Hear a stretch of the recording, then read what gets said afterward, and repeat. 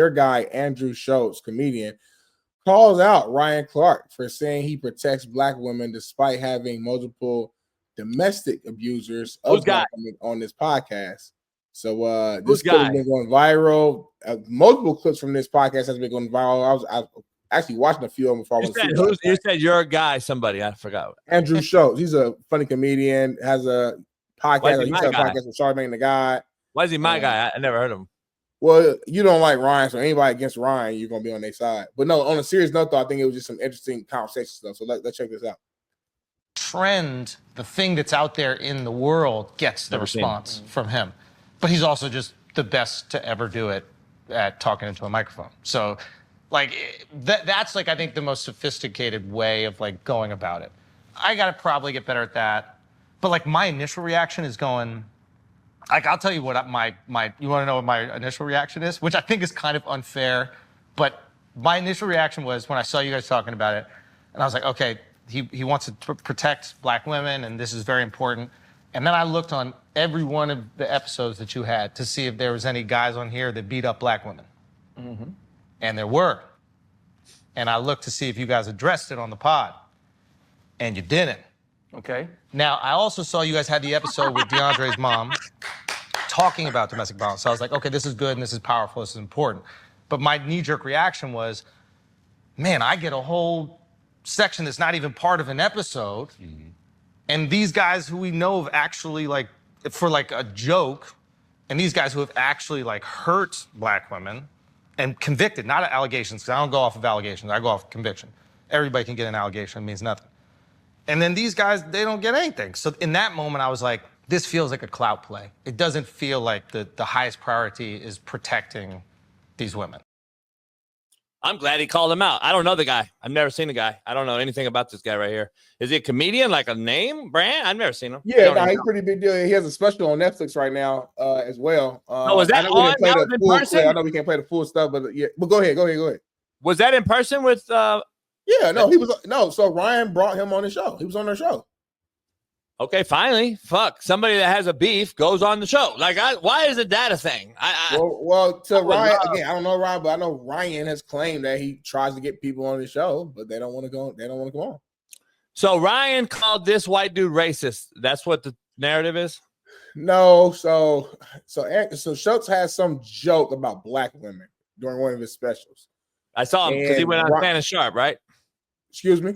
He went on Shannon Sharp, right? Yeah, he was on Club Shay Shay, but I'm saying the joke was prior to that. No, I'm saying that's why Ryan tried to get him on the show. Apparently, he called Ryan out on Shay Shay's show. Yeah, he did on Club Shay Shay. Yep, so he did do that. So he had a joke. I'm not even for sure what the joke was, but it was something going at like black women, whatever. Ryan, I guess I don't know if he's on the pod. I think it was on his podcast, whatever. He used that joke as like an alley-oop or an opportunity for him to, I guess, highlight black women, is what I'm saying. So he didn't necessarily call Schulz a racist, but he mentioned that joke and then was like, well, my perspective of black women is boom, boom, boom, boom, boom. So what Schulz was saying was he was positioned as if he was either A, ignorant of all the positive things that black women or women in general do and provide, or B, really believed in like the joke that he was saying. Like, again, I don't know the specifics of the joke, so I can't tell you all this exactly what he said. But at the end of the day, it was a joke. It was comedy. We all know comedy. People make jokes all the time about different races. And this guy specifically, to his defense, he goes at everybody. It could be gay, straight, Asian, black, white, Jewish, you name it. He goes at everybody, has a little bit of like a dark humor. So like, everybody's gonna get it. And I guess whatever he said, Ryan must have took it the wrong way and but again, used it as a way to flip it and be like, well, the way I look at black women, they're, beautiful and they this and they that and they this and they that. So they had a long conversation. There's another clip they had too, where Ryan was kind of explaining himself a little bit more and kind of saying that, hey, like, it had nothing to do with you specifically, Andrew Schulz. You were just the alley-oop, the platform, the whatever, the opportunity. I saw the opportunity to use that as a way for me to already say some positive stuff about Black women that I already wanted to say. So it's a long thing, but yeah, they had kind of hashed it out, so to speak, in a man-to-man way, which I respect.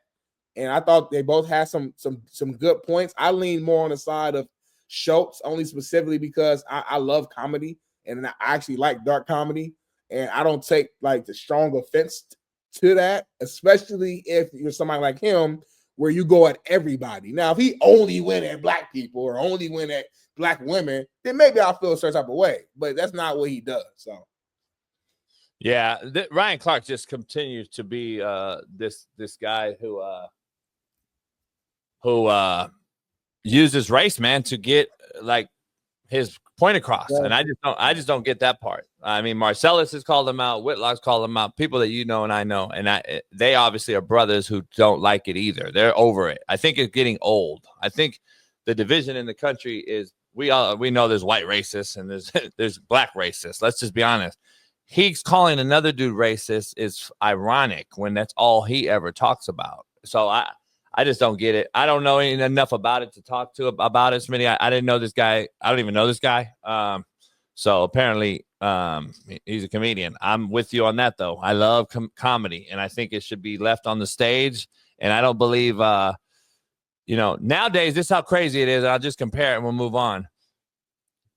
Jamie Foxx, who I spoke to personally at the Pump Brothers, one of the Pump Brothers events a couple years prior to taking you, the last few years, and I'm like, we were talking about this because there was a crowd around people, and he was breaking down the discussion on how he had to force Leonardo DiCaprio to say the N-word on camera. Oh yeah, I saw that clip. He had a clip about that too. So I think they've made it public now. This was years ago. We were just talking, and he was telling a story at the Pump Brothers deal when he launched his whatever he came out with, peanut butter whiskey or something. Jamie brought up this was around COVID. So anyway, he was telling a story and shit, and he said if that were to happen now, they would be canceling Leonardo DiCaprio for being a fucking actor in a movie. That's the same thing that's happened to comedians, Smitty. They can't be a comedian anymore because not only will you try to cancel their motherfucking ass, now you're going on stage slapping a motherfucker. So like it's become a joke, dog. It's become a real joke. And no pun intended. I actually like Andrew Schulz, man. I don't know if people saw it, but can we show the video again real quick and just pause it anywhere on Andrew Schulz?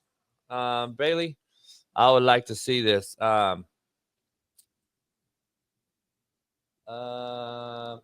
Keep going. Let me see if I can find a full clip of Andrew Schulz. That have been convicted for domestic. I noticed something right here. Let me see. Right there.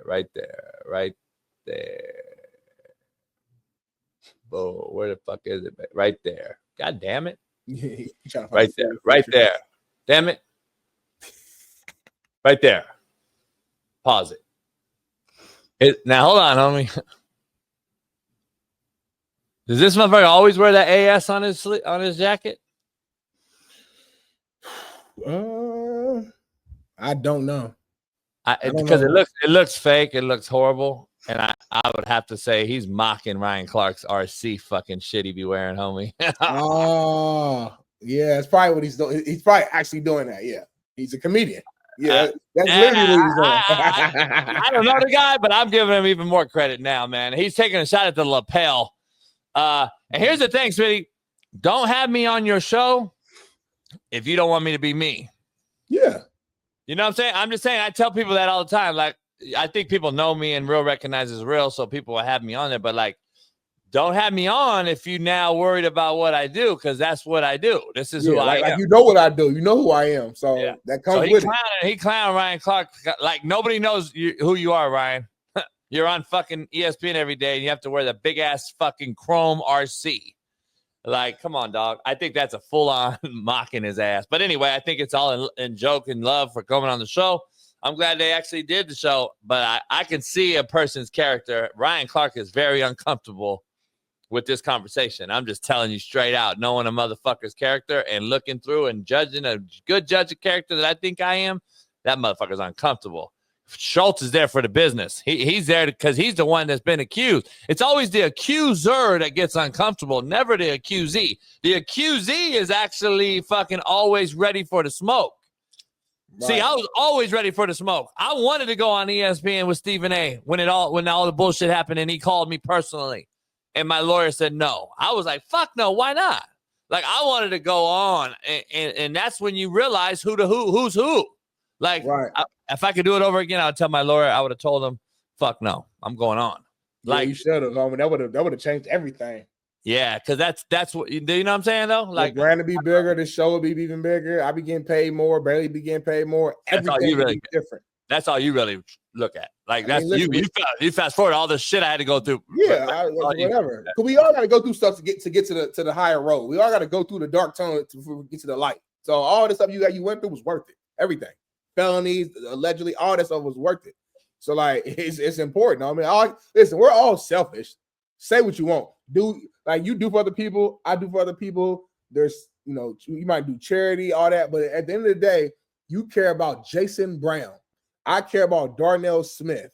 Bailey cares about Bailey Price Media. We all care about ourselves. That's who we care about, homie. So like, yeah, I'm looking for myself. If you would have went on that dang show on that other network, this show will be bigger. Shame on you. Shame on your team for not thinking about the bigger brand and the NIL package we could have had. So I could be moving along. I could actually be in jail, actually. Well, I mean, that's the price you pay, but